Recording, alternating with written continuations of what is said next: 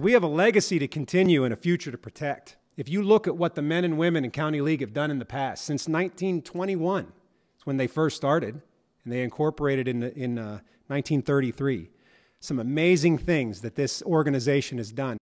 Did you know that if it weren't for the Allegheny County Sportsmen's League, our rivers would look like that?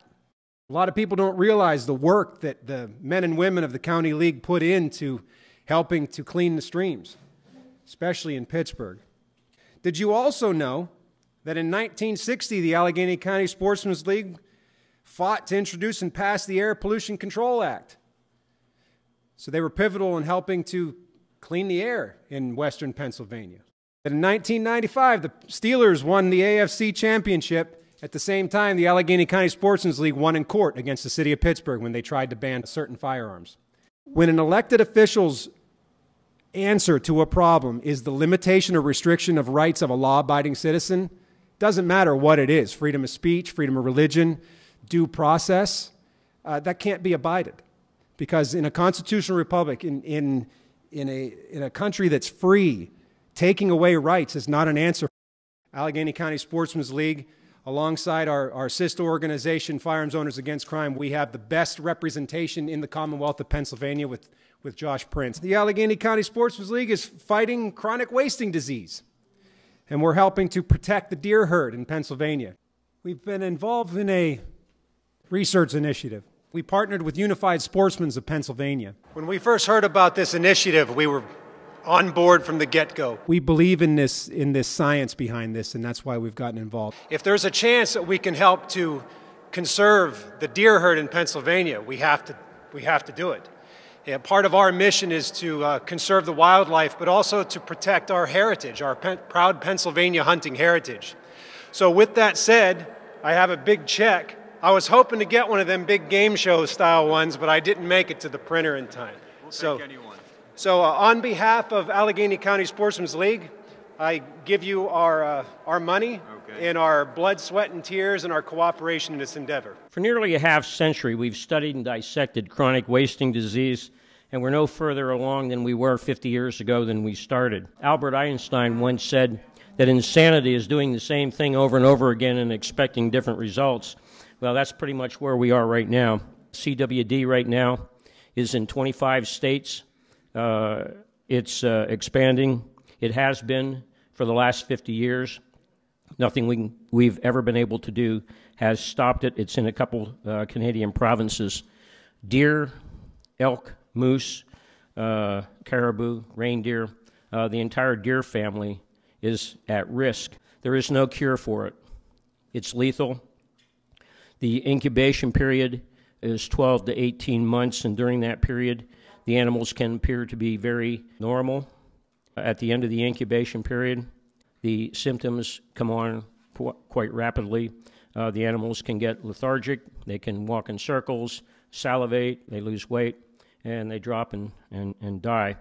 If you were to necropsy the brains of deer that die of CWD, they have a spongy look to the brain. There's holes in the brain, and hence the name transmissible spongiform encephalopathy. Now that's called TSEs. Those TSEs are a series of neurodegenerative diseases that stretch from deer through many other species of wildlife, livestock, and even into humans. The TSE diseases in humans are Creutzfeldt-Jakob disease, CJD, Parkinson's, Lou Gehrig's disease, and Alzheimer's. For the last 50 years, 40 years, it's been believed that the disease is caused by an amyloid protein, a malformed protein that has been labeled as a prion. However, a doctor in Louisiana, Dr. Frank Bastian, has discovered that the prion is not the cause of the disease. It's simply a byproduct of bacterial action. He found the bacterium that is causing this disease. It is very minute. It's 40 times smaller than the average bacterium. It's wall-less, and it can fit right through a virus filter. Nobody even thought to look for something that small, but besides that, nobody was looking for it because the prion theory is so prevalent that anyone that would have a thought outside of the box was blackballed, so to speak, in the scientific circles for decades. There are a series of postulates that scientifically, if you follow these steps, it proves that a bacterium is the cause of a disease. And so what he has done, very generally, is he's isolated the causative agent from sheep and goats, which have this TSC disease, and that's called scrapie. He's isolated it from deer that are affected with CWD. And in the lab, under the microscope, it's the bacterium. Not only is it the bacterium, it's the same one. It's a spiroplasma. That's the genus that the bacterium is in. There was no species for it. It was previously unknown. So he's discovered a species that was previously unknown that is causing all these TSEs, these neurodegenerative diseases. He's isolated it. He's able to grow it in the lab, produce it in petri dishes, and then what he does is takes what he has grown in the lab without prions and puts it into healthy animals. These animals go through the incubation period. They develop the symptoms of chronic wasting disease. They die. He necropsies them, looks at the brain. The brain has the classic spongiform look. And when he takes the inoculate out, the causative agent, and looks at it in the lab, it's the same bacterium that you started with. That proves the case. It is not a prion. It is this spiroplasma bacteria. The bacterium forms what's called a biofilm. And each individual bacterial cell puts out tendrils, sort of like a nervous system. It starts to build with the other individual bacteria, and they create a network, and then they don't operate anymore as single individual bacterial cells, but they operate as a single unit. Then they cover themselves with a film that's sort of like the sap of a tree, and they become almost impenetrable. It's been found that when they drop off into the soil, they can attach themselves to clay in the soil and live there almost indefinitely, which means if you look at a place like Altoona where the Game Commission was going in and shooting all the deer, they can eliminate all the deer from an area. But as the vacuum begins to draw back in immigrants from outside after they've killed them all, they'll be susceptible to infection once again from the disease that's remaining in the soil. The prion was actually a byproduct of the bacterial action, so it did show up wherever you found CWD, but it was not the cause. TSEs are not just confined to deer, but it appears that TSEs are likely to be associated with the spiroplasm bacteria in most of these neurodegenerative cases. There's a study that was done by or it's being done right now by the Center of Disease Control, CDC. It's Canadian and German researchers. They think they've already been researching it for 9 years, and it's going to continue. And just recently they did an interim report. And what they had reported was that they had fed infected venison to macaque monkeys, which is one of our closest relatives, and the macaques came down with the disease from eating infected venison. It's virtually impossible to kill them. About the only way we're going to be able to kill them is with antibodies that target specific areas of a bacterial cell. And this is what we think we can do in the first 3 or 4 years of this project, starting from the time we get major funding.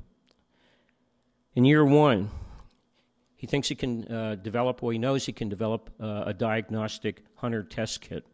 This diagnostic hunter test kit means that a hunter carrying it in the field will be able to test their deer on the spot before they even field dress it, and in minutes tell if it's infected.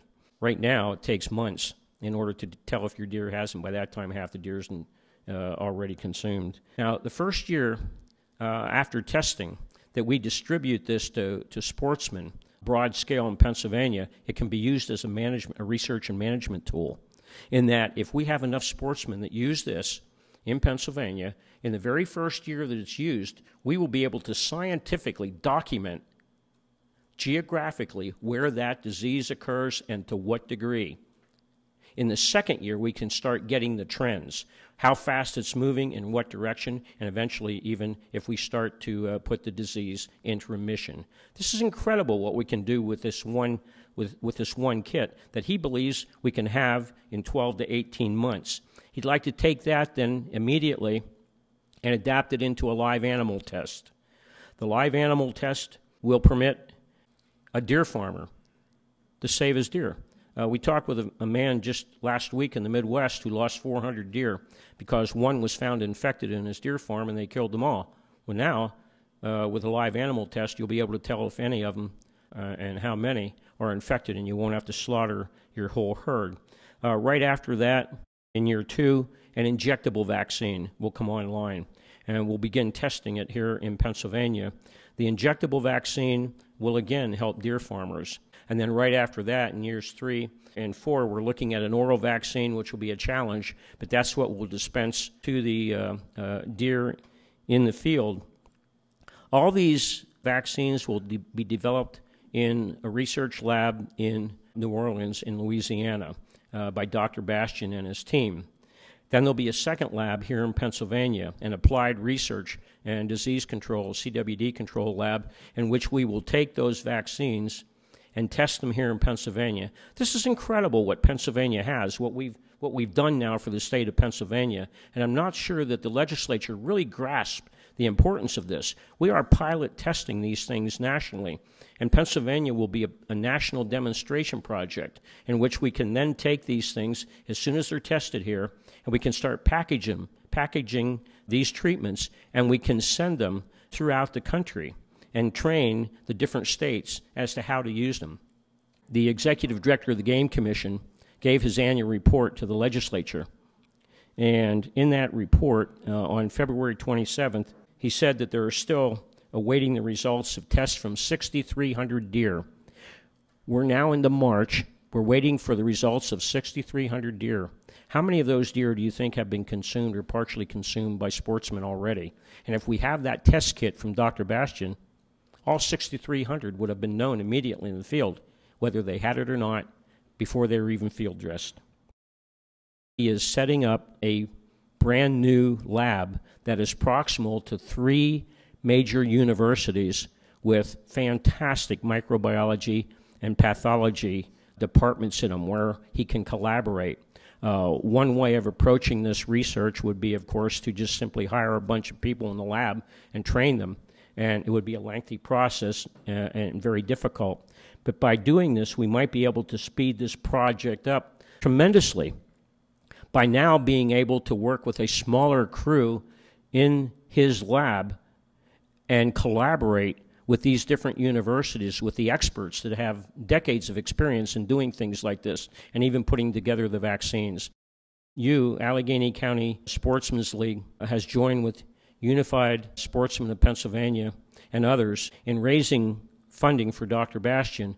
We're trying to raise $300,000 to jumpstart him now and to get a first full-time assistant in the lab, in the new lab with him.